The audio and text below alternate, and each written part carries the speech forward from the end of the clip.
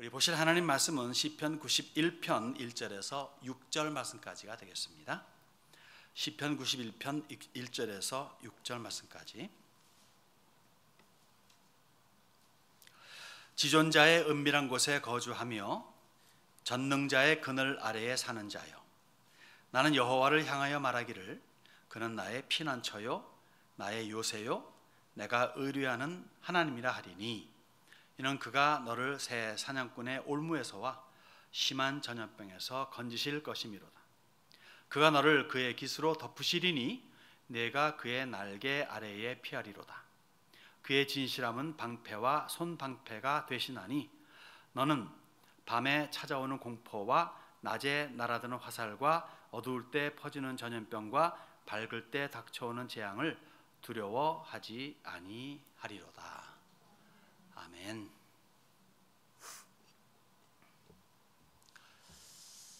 지금 이 세상에서 가장 그래도 안전되고 자유롭고 평화스럽고 편리한 나라가 있다면 어느 나라일까요? 대한민국일까요? 그렇게 생각할 수도 있겠습니다만은 그래도 총체적인 면에서 여러 가지 경중을 재볼 적에 그래도 미국이라 생각이 듭니다. 이런 곳에서 살아가는 우리들에게 있어서 오늘 말씀의 제목같이 피난처라는 것이 다소 생소할 수가 있겠습니다. 개념상으로 피난이 뭔지, 피난처가 뭔지 알죠. 그러나 실생활 속에서 별로 느끼지 못합니다. 느끼지 못한다면 행복자라고 말할 수가 있겠죠.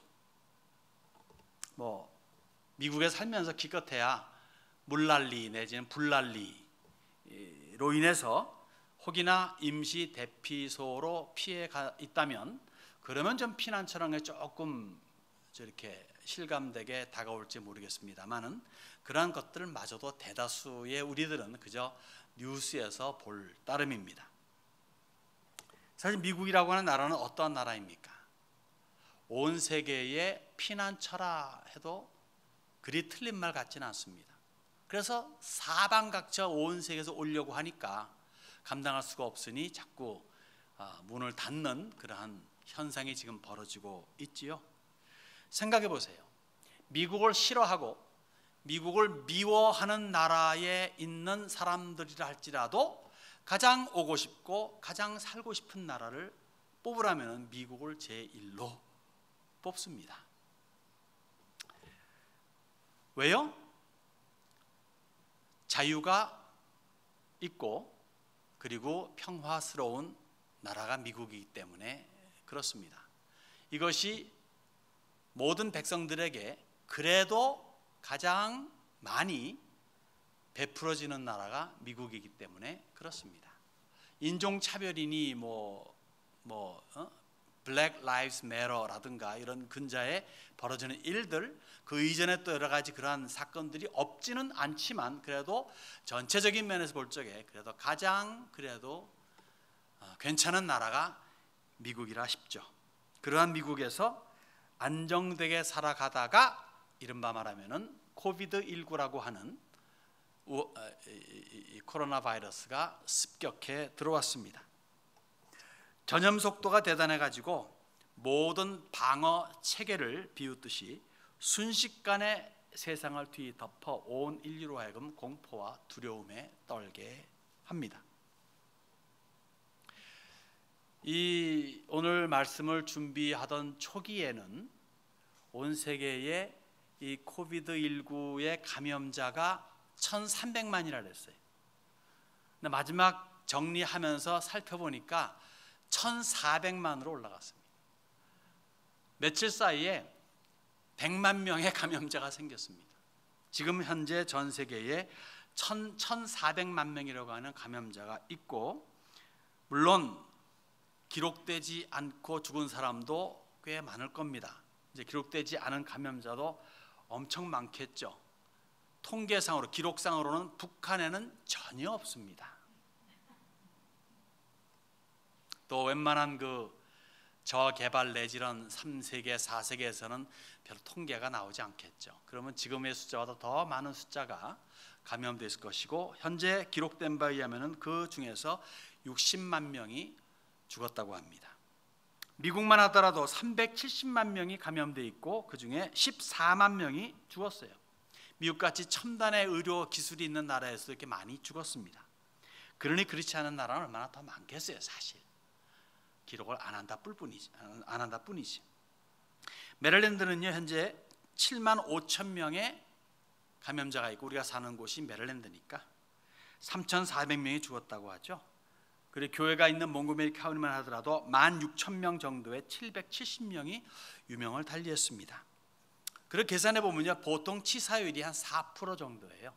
또 우리나라는 한국은 5천만 민족 중에서 14,000명 정도가 감염되었고 그 중에서 죽은 사람이 300명이랍니다. 약 2% 선이죠. 물론 이것은 현 상태고 이것이 확산세에 있기 때문에 앞으로 어떻게 될지는 잘 모르겠습니다. 더 많이 감염되고 더 많이 또 죽음에 이르는 분들이 계시겠죠. 안 됐지만 사실 이제껏은요 사람을 믿었어요. 사람을 믿기 때문에 곧 백신이 나오겠지, 처방전이 나오겠지라고 낙관을 했습니다. 그리고 그 백신이 나오게 되면은 모든 것이 정상화되겠지라고 생각을 했는데 이제는 비관론이 대세인 듯합니다. 변종이 심해가지고 백신 개발도 쉽지가 않고 아마도 이제 이 놈이랑 같이 더불어 살아야 되지 않느냐라는 생각이 팽배하게 들어옵니다. 마치 암이라든가 뭐 에이즈 같은 그냥 같이 살아야 되지 않느냐 하는 생각들을 하게 되죠. 그래서 새롭게 나온 단어가 뉴 노멀이라는 단어입니다. 새로운 기준이라는 의미겠죠. 이것이 정착화되는 것 같아요. 그동안 우리가 을에 당연시 여겼던 것들이 더 이상 당연히 아니라는 겁니다. 어떻게 미래가 펼쳐질지 아직 분간이 잘 안 되기 때문에 불안 요소가 많습니다. 여러분 언제든지요 변화가 일어나면은 거기에 마찰이 뭐 긍정적이든 부정적이든 마찰이 있게 마련입니다. 특히 이번에 이 변화는 근간을 흔드는 뿌리를 흔드는 그런 것이기 때문에 많은 사람들에게 더 불안을 조성해 주죠. 왜? 미래가 그려지지 않는 현재이기 때문에 공포감이 많이 있습니다. 거기에 따라서 불안, 초조, 스트레스 그리고 신경 고조에 따른 신경 쇠약까지 이렇게 임하는 것을 알게 됩니다. 특별히 이 우울 증세가 있는 사람들이 집콕방콕하면서 더욱 그 우울 증세가 심화가 되고 이것이 또한 사회적인 어떤 그런 바이올런스로 폭력 사태로 움직일 수 있기 때문에 사실 미래는 시한폭탄과 같이 언제 터질지 모르는 그러한 불안감에 지금 쌓여 있다 해도 틀린 말은 아니겠습니다. 그래서 우리는 그 해결책을 변화무쌍한 내지는 불투명한 인간 사회에서 발견하는 것이 아니라 변치 않는 절대 진리인 하나님의 말씀에서 발견해야 될 줄로 알죠. 그래서 모든 것을 알고 쥐고 주관하시는 하나님께서 뭐라고 말씀하신지를 오늘 우리는 좀 살펴보아야 하겠습니다. 오늘 본문을 통해서 세 가지 질문을 던질 겁니다. 이 세 가지 질문을 통해서 이 어려운 시대를 극복해 나가는 지혜로운 주님의 성도들이 청지기들이 되시기를 바랍니다. 세 가지 질문을 던집니다. 첫째는 뭐냐면요, 나는 하나님께 누구인가 이거예요. 1절 말씀에 이런 말씀이 있습니다. 지존자의 은밀한 곳에 거주하며 전능자의 그늘 아래에 사는 자요. 지존자라는 의미가 뭡니까? 가장 높은 분이라는 의미입니다. 지존자, 가장 높은 자. 전능자는 무슨 의미입니까? 못할 것이 없는 분이라는 거예요. 모든 것이 가능한 분이라는 얘기입니다. 즉 하나님께서는 가장 높으신 분으로서 못할 것이 없는 능력자라는 겁니다. 왕중 왕이요 만유의 주로서 절대 주권자가 하나님이라는 거죠. 그러하신 하나님께서 나를, 우리를 품어주시는 거예요. 은밀한 곳에 거주하며 그늘 아래 사는 자요. 품어주신, 4절에도 보면 이런 말씀이 있습니다. 그가 너를 그의 깃으로 덮으시리니 내가 그의 날개 아래에 피하리로다.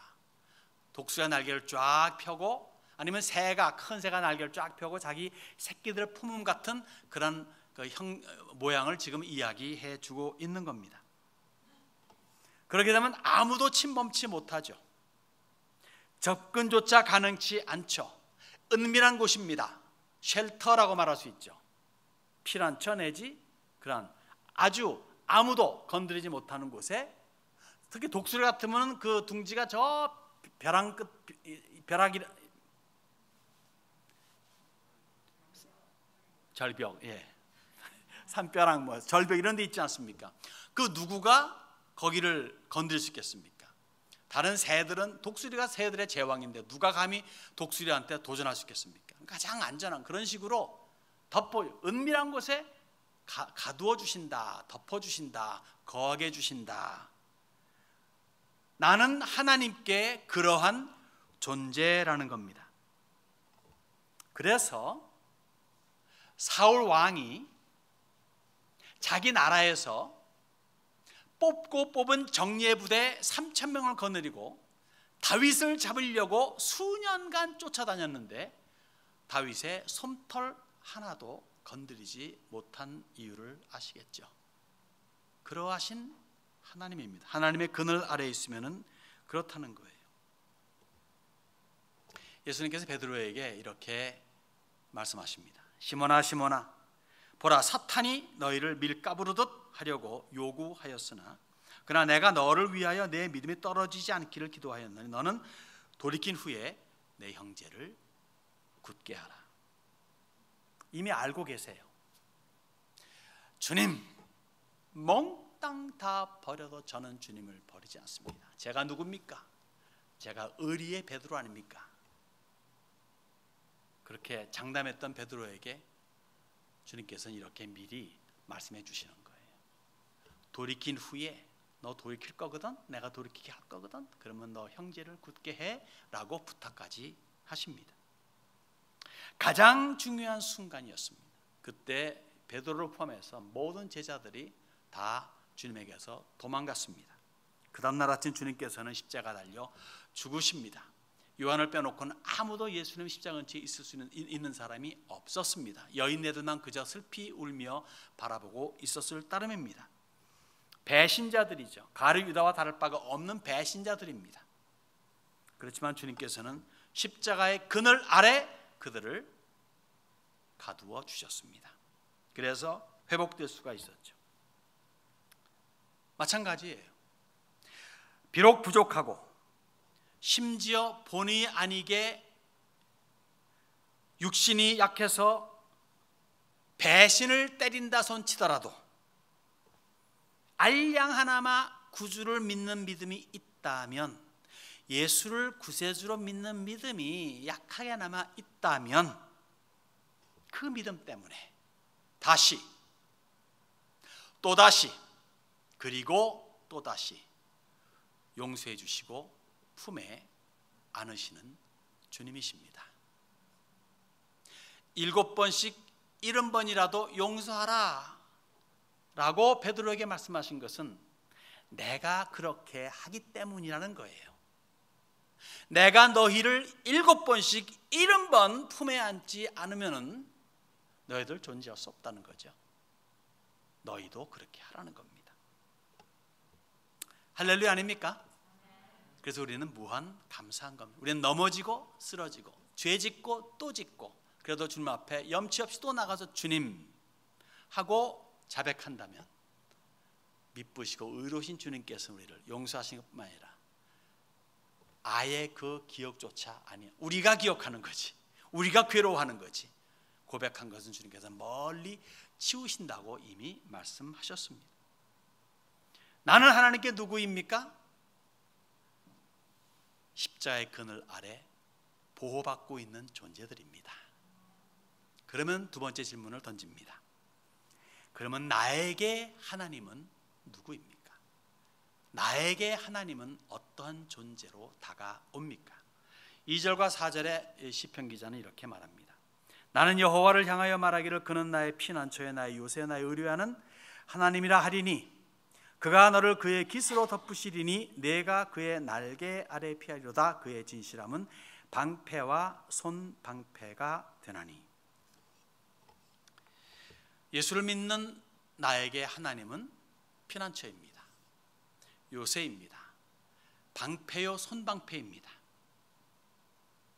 그리고 의뢰하실 분입니다. 의뢰할 분을 여러분 영어로 보면 뭐라고 써있는지 아세요? In whom I trust예요. 내가 의뢰할 분은 하나님이다 할 적에 In whom I trust. 그 말을 어떻게 바꿀 수 있는지 아십니까? In whom I trust, in God we trust. 하나님이 미국을 사랑하시는 이유는 모든 사람들의 손에 쥐어지는 그런 돈 지폐에 In God we trust가 있기 때문에 그렇다고 생각이 들어요. 등등등 의뢰하실 분이다. 궁극적으로 하나님은 사실 우리의 영원한 피난처이십니다. 영원한 피난처는 하나님이 계신 곳이고 하나님이 계신 곳은 사실 천국이죠. 천국을 묘사함에 있어서 묘사가 불가능합니다. 하다 못하는 게 천국이에요. 상상 불가의 장소입니다. 우리가 알고 있고 믿고 있고 그리고 보고 있는 모든 세계의 가장 귀한 것들을 총망라해서 표현해도 표현이 불가한 곳이 천국이에요. 왜? 그곳은 우리와 차원이 다르니까. 우리가 맥시멈으로 알 수 있는 차원은 3차원밖에 안 됩니다. 1차원의 점세계, 2차원의 줄세계, 3차원의 입체세계, 4차원의 세계는 몰라요. 이 천국은 몇 차원인지도 우리는 모를 정도예요. 알 수가 없어요. 그래서 3차원에서 알 수 있는 최대한의 방법을 동원해서 묘사한 것이 요한계시록의 20장 21장에 있는데 새 예루살렘 성을 표현할 적에 그것도 사실은 표현이 안 되는 표현입니다. 그 상상 초월의 장소인 천국, 새 예루살렘 성을 마련한 다음에 다시 오심하고 약속하신 예수님을 우리는 기억하고 있습니다. 이렇게 말씀하십니다.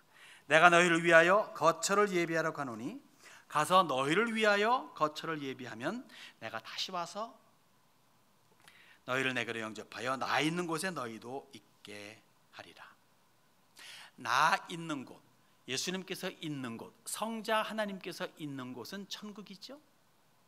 너희도 있게 하리라. 신부되는 우리를 있게 하는 곳은 새 예루살렘 성입니다. 왕의 왕이 거처하시는 곳, 거기에 우리가 끼게 되니 얼마나 좋은 곳일까요? 그 확신 속에서 우리는 그러기 때문에 인생을 낙관적으로 그리고 긍정적으로 보고 미래를 바라보며 살아갑니다. 그러나 우리가 살고 있는 오늘의 현실은 그렇게 천국은 아닙니다. 마음속엔 천국에 있어도 현실은 그렇지가 않아요. 사실 기독인으로 살아가기에는 쉽지 않은 장소이기도 합니다. 아예 육적인 어려움, 공산사회라든가 이슬람 국가에서는 탄압이 있으니까 힘들겠죠. 우리가 사는 이러한 곳에서도 그렇게 쉽게 기독인의 생활을 할 수 있는 건 아니에요. 자유는 좋으나 방종이 되고 많은 것들을 보유하고 있으나 그러한 것들을 우리가 타락의 길로 걷게 하는 것이 많이 있기 때문에 유혹의 손길이 많이 있기 때문에 그렇게 기독인으로서 살아가기에는 쉽지 않은 현 세상입니다. 그런데 어느 곳에 있든 간에 한 가지 보장되는 것은 있습니다. 하나님은 우리의 피난처요, 요새요, 방패라는 겁니다. 근데 이 단어가 공통된 점이 있잖아요. 뭡니까? 네, 군사적인 용어입니다. 군사 막사가 편한 곳입니까? 킹 사이즈 베드가 있고 화려한 그런 그 데코레이션이 되어 있는 곳입니까? 그렇진 않죠. 성체가 이른바 말해서 이 싸움 임할 적에 우리의 진지가 그렇게 편하고 좋고 안락한 곳입니까? 그렇진 않죠. 그렇지만 안전한 곳입니다. 편하고 화려한 삶을 보장해 주진 않지만 안전한 삶은 보장해 주는 거예요. 그래서 많은 신자들이 오해를 합니다. 예수 믿으면 잘 사는 거야. 예수 믿으면 안락한 거야. 편한 거야. 그럴 수 있죠. 물론. 그러면 금상첨화죠. 우리 주변의 많은 그리스도인들은 이렇게 금상첨화 속에 살아가고 있는 줄로 압니다. 적어도 저는 그래요. 여러분들 그렇지 않습니까? 아유, 저는 뭐 더 잘 사는 사람 많은데요 라고 말하지만, 그러나 우리는 정말 전 인류 70억 넘는 인구 가운데 탑 글쎄 1%? 모르겠습니다. 우리는 금상첨화 속에 살아가고 있죠. 근데 꼭 그래야만 되는 건 아니에요. 그런 것은 아닙니다. 여러분, 아브라함이나 요셉이나 다니엘 같으면요, 처음부터 끝까지 정말 당당하게, 그리고 실력자로 견줄 수 없는 그러한 사람으로 멋있게 살다 죽었습니다. 그러나 이사야나 예레미야 같은 분들은요, 끝말이 안 좋았어요. 이사야는 전승에 의하면은 아시아 왕에 의해 가지고 통나무에 잡혀 들어가 가지고 그 통나무를 반으로 썰었다 그러죠. 그렇게 죽임 당했다고 합니다. 예레미야는 애굽으로 잡혀간 다음에 거기서 마지막 이야기가 전개됐으니까 거기에서 죽었다라고 요량할 수가 있겠습니다. 그리고 얼마나 많은 핍박이 있었습니까? 그렇게 좋지 않은 최후를 맞이할 수도 있는 거예요. 그러나 이들에게 있어가지고 한 가지 공통점이 있었던 무엇이냐면요, 죽을 때까지 이들을 이길 자는 없었어요. 마찬가지입니다. 모든 성도들을 이길 것들은 없습니다. 본인이 스스로 무릎을 꿇거나 포기하면 몰라도 대항하겠다 그러면은 우리 성도들을 이길 것은 지구상에 존재하지 않습니다. 하나님께서 예레미야를 부르실 적에 뭐라고 말씀하십니까? 약속하십니까? 보라, 내가 오늘 너를 여러 나라와 여러 왕국 위에 세워 내가 그것들을 뽑고 파괴하며 파멸하고 넘어뜨리며 건설하고 심게 하였느니라 하시니라. 이것만 읽으면 뭐 같아요? 여기 여러 나라 왕들이 있고 나라가 있는데 이것은 다 이렇게 인형들이에요. 그리고 이것을 조장하는 사람이 누굽니까? 예레미야야. 예레미야, 이거 파괴해야 되겠다 이러면서 인형것 같은 거 있지 않습니까? 그런 식으로 표현해 주는 겁니다. 그러니까 예레미야를 이길 것이 없다는 거예요. 그리고는 이렇게 또 말씀하십니다. 보라, 내가 오늘 너를 그 온 땅과 유다 왕들과 그 지도자들과 그 제사장들과 그 땅 백성 앞에 견고한 성읍 쇠기둥 노성벽이 되게 하였은즉 그들이 너를 치나 너를 이기지 못하리니 이는 내가 너와 함께하여 너를 구원할 것임이니라 여호와의 말이니라. 예, 견고한 성읍이랍니다. 쇠기둥이랍니다. 노성벽이랍니다. 치는 자들이 있대요. 공격하는 자들이 있대요. 망치로 치고 대포로 쏘기도 하고 뭐 대포가 있다면은 뭔가를 이렇게 하는데 얻어맞긴 하는데 부서지지가 않아요. 왜? 강력한 그러한 성읍이기 때문에. 그러한 사람이 예레미야라는 겁니다. 그래서 예레미야는 평생 동안에 엄청난 많은 핍박과 즉 침을 받았지만은 무너지지는 않았습니다. 그 하나님이, 그 예레미야의 하나님이 우리의 하나님이라면은 당연히 의뢰할 뿐 아닙니까? 신뢰할 뿐 아닙니까?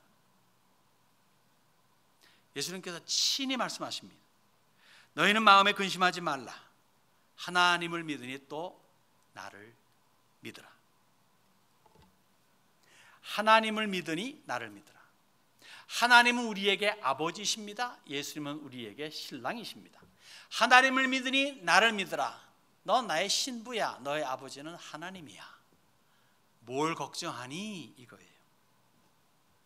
여러분, 드라마 좋아하시잖아요, 그죠? 보면 많은 케이스가 부자 아들이나 부자 딸이 있어요. 아버지는 재벌이에요. 떵떵거려요. 아들이나 딸이 버르장머리 없어요. 아무것도 없는데 왜 큰소리 빵빵 칩니까? 왜 거드름 피웁니까? 아버지가 부자니까. 아버지가 억만장자니까.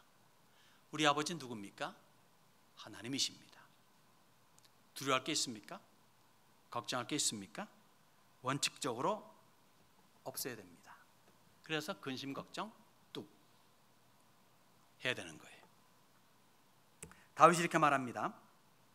여호와여, 주께서 나를 살펴보셨으므로 나를 아시니이다. 주께서 내가 앉고 일어섬을 아시고 멀리서도 나의 생각을 밝히 아시오며 나의 모든 길과 내가 눕는 것을 살펴보셨으므로 나의 모든 행위를 익히 아시오니 여호와여 내 혀의 말을 알지 못하시는 것이 하나도 없으시니이다. 모든 것을 아신다는 거예요. 말조차도 생각조차도 다 아시는 분이 하나님이라는 겁니다. 그러하신 하나님께서 이렇게 또 말씀하십니다. 예수님 말씀하시는 거죠. 참새 5마리가 두 아사리온에 팔리는 것이 아니냐? 그러나 하나님 앞에는 그 하나도 잊어버리시는 바 되지 아니하는도다. 너에게는 심지어 머리털까지도 다 세신 바 되었나니 두려워하지 말라. 너희는 많은 참새보다 귀하니라. 두려워하지 말라는 거예요. 그래서 하나님이 아신다는 거예요. 우리 머리털까지 세신 바 된다는 거예요. 두려워하지 않아야 합니다. 여러분, 두려워한다는 것 자체가 죄인 거 아셔야 돼요. 뭐 인간이니까 미래에 대한 불안이 없을 수는 없는 것이고 또 안 해본 것에 대한 그런 두려움이 이런 것은 어떻게 보면 정직한 두려움이고 그런 당연한 인간이기 때문에 인간이 약한 것에 나오는 것이라서 그걸 죄라 볼 수는 없지만은 괜스리 남들 걱정하고 똑같이 걱정하고 남들 두려워 똑같이 두려워한다면 이것은 죄라 그렇게 말해도 그렇게 틀린 말은 아닐 것 같습니다. 그 불안감, 그 죄, 그 두려움 등등이 가져다 주는 게 뭡니까? 아무것도 못하게 만들어요. 그러면 안 되지 않겠습니까? 분명히 두려워하지 말라고 했는데 그럼 두려워하지 말아야죠. 두려움과 더불어 행동하는 것과 두려움 없이 행동하는 것에는 큰 차이가 있는 거 아시죠? 여러분은 어떠한 행동을 하시기를 원합니까? 이미 성경은 우리에게 답을 주었는데 눈에 보이는 것 때문에 두려워서 물속에 빠져가는 베드로같이 되겠습니까? 아니면 그 물결 뒤에 걸어오시는 예수님을 미리 믿음의 눈으로 보면서 당당하게 물결 보기 전에 베드로같이 주님 부르십시오 갑니다 하는 그런 자세로 두려움 없이 가겠습니까? 두려움 없이 갔을 적에 그는 물에 빠지지 않았고 물 위를 걸어간 유일한 최초의 존재가 되고 최후의 존재입니다. 그러나 두려웠을 적에 그는 물에 빠지죠. 자, 나에게 하나님은 누구입니까?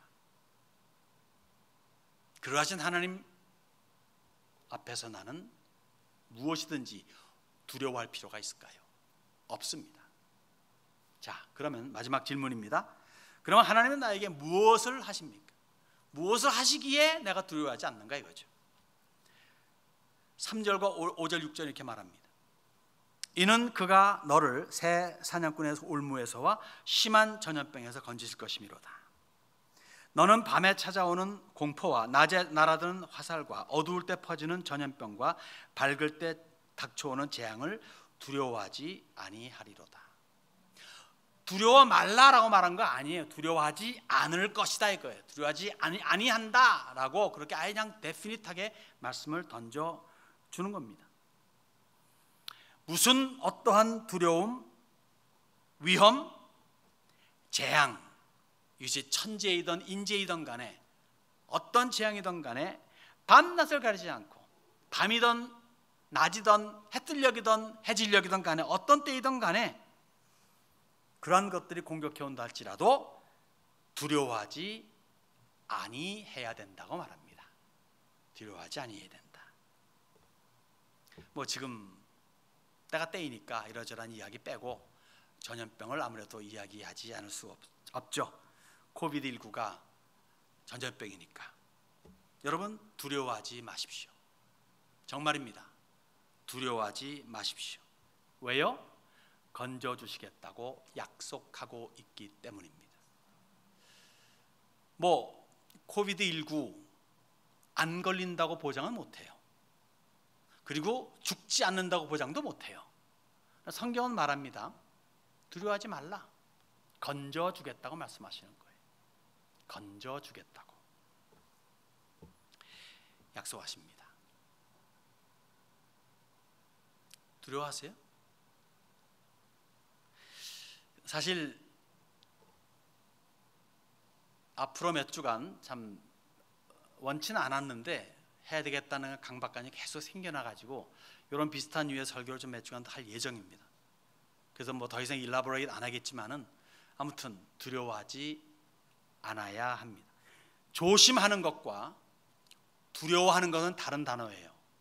조심은 해야 돼요. 그러나 두려워할 필요는 없습니다. 사실 생각 밖으로 코비드 19이 온 인류를 공포의 도가니로 몰아넣었습니다. 아직도 세계는 우왕좌왕갈팡질팡입니다. 그렇게 조심을 해도 계속 확진자가 늘어납니다. 비록 치사율이 낮다 하지만은 한 번 걸리면은 많이 아파요. 뭐 사람마다 다르지만 약하게 지나가는 사람도 있고, 하지만 어떤 사람은 정말 죽음에 이르기까지 괴로워하고 아픈 사람도 없잖아 있긴 있습니다. 그리고 그 이후에 후유증도 없잖아 있긴 있다고 합니다. 그래서 분명히 조심해야 될 존재이지 우습게 볼 존재는 절대 아니에요. 조심은 해야 됩니다. 정부의 지침 사항에 따라서 최대한 순응해야 돼요. 그래서 확산을 줄이고 퇴치함에 있어서 최대한 우리는 성도로서 노력을 하고 조력을 해야 됩니다. 그러나 교회의 예배가 중단되어서는 안 된다고 믿습니다. 오히려 그러하기 때문에 교회의 예배가 더 중요시 여겨져야 된다고 믿습니다. 이럴 때일수록 교회는 더 예배에 치중을 해야 합니다. 모여서 기도해야 합니다. 왜요? 답이 하나님께 있기 때문이에요. 사실 우리 교회는 예배당에 닫혀본 적은 없습니다. 어느 하루 예배가 스탑돼 본 적은 없어요. 항상 교회 문은 열려 있었습니다. 10명 이하라더라도 10명 이하가 모여서 10명 이상이면 옆방으로 가가지고 예배를 드려왔습니다. 매일마다 새벽 제단을 쌓았습니다. 고집? 제가 뭐 이렇게 고집 많은 사람입니까? 막내로 자라서 고집 없다고 말하면 좀 미안하고 제가 가지고는 확신이 그거예요. 신념이 있다면 교회가 답이라는 거죠. 저는 교회가 문 닫으면 끝이라는 겁니다. 다른 건 몰라도 우리 교회는 열어야 된다. 대신 정부가 10명 이하면 10명 이하로 해주는 거예요. 대신 10명 이하지만은 그러나 예배는 드리고 하나님께 부르짖어야 된다는 것을 저는 가지고 있는 신념 중에 하나이기 때문에 이렇게 애를 썼습니다. 답이 하나님께 있다는 얘기예요. 역대하에 이런 말씀이 있습니다. 내 이름으로 일컫는 내 백성이 그들의 악한 길에서 떠나 스스로 낮추고 기도하여 내 얼굴을 찾으면 내가 하늘에서 듣고 그들의 죄를 사하고 그들의 땅을 고칠지라. 많은 문제들이요 사람의 죄 때문인 거 아시죠? 뭐 온난화 현상, 사람이 다 사람이 사람을 욕하잖아요. 지금 연구진들도 사람이 이렇게 해가지고 대가 이렇게 해서 이렇게 돼가지고 다 죄 때문입니다. 근데 하나님의 백성들이 하나님께 나와 기도하고 하면은 용서해 주시고 이 땅을 고치겠다고 약속을 해 주시는 겁니다. 여러분, 세상이 하나님을 알까요? 몰라요. 세상이 하나님께 기도할까요? 기도 안 해요. 그럼 누가 기도해야 되겠습니까? 하나님을 아는 자들이 기도해야 돼요. 누가 하나님을 아는 자들입니까? 교회입니다. 하나님을 아는 자들이 모여서 함께 예배하는 곳이 교회입니다. 교회가 그러기 때문에 기도해야 하는 거예요. 그래야 망가진 땅, 이 땅을 고칠 수가 있는 겁니다. 이 땅을 고칠 수 있는 유일한 비결은 어디에 있다? 교회가 기도할 때입니다. 교회가 겸손히 하나님의 얼굴을 찾는다면 땅은 고침받아요. 코비드19도 사라질 수 있어요. 사랑하는 여러분들, 우리는 교회입니다. 남들이 믿던 말던 지금 땅을 뒤덮고 있는 이 전염병을 이길 수 있는 기관은 교회입니다. 다만 이기려면은 교회는 절대 주권자이신 하나님을 열심히 찾아야 합니다. 하나님을 찾는 일이 우선되면은 전염병은 사라져요. 교회가 하나님을 그러나 멀리하게 되면, 하나님보다 다른 것들에 우선하게 되면 사라지기는커녕 더 심하게 되지 말란 법이 없습니다. 영어 말에 one after another 이란 말이 있죠. 코비드 이후에 또 다른 것이 오지 말란 법이 없어요. 그래서 교회가 그만큼 중요하다는 겁니다. 지난주에 설교한 것 중에 한 내용이 정부는 교회를 존중해야 되고 교회는 정부를 위해 기도해야 된다고 한 것. 정부는 정말 교회를 제재해서는 안 됩니다. 교회는 그러나 정부를 위해서 정말 기도해야 됩니다. 정부가 요구하는 것들을 최대한 수용하지만 그러나 예배에 지장된, 예배에 방해되는 것들은 과감히 배격하고 하나님께 부르짖는 그런 교회가 될 적에 하나님은 이 질병도 물리쳐 주시고 그리고 평화로운 세상을 다시 허락해 주십니다. 교회, 성도, 과학과 의학에 의존하지 마세요. 과학과 의학이라고 하는 것도 사실 하나님께서 쓰시는 도구 중에 일부입니다. 근원 되시는, 해결의 근원 되시는 하나님께 나아가야 되는 겁니다. 과학이나 의학에 눈을 돌리는 게 아니라 하나님께 눈을 돌리는 겁니다. 교회만이 할 수 있고 교회가 그렇게 해야만 합니다. 그래야 답이 있습니다. 이 문제의 원인을 우리가 알고 있으니 답도 이제 압니다. 해결의 근원 되시는 하나님을 의뢰하십시다. 응답하시는 주님을 우리는 확신할 수가 있을 줄로 믿습니다.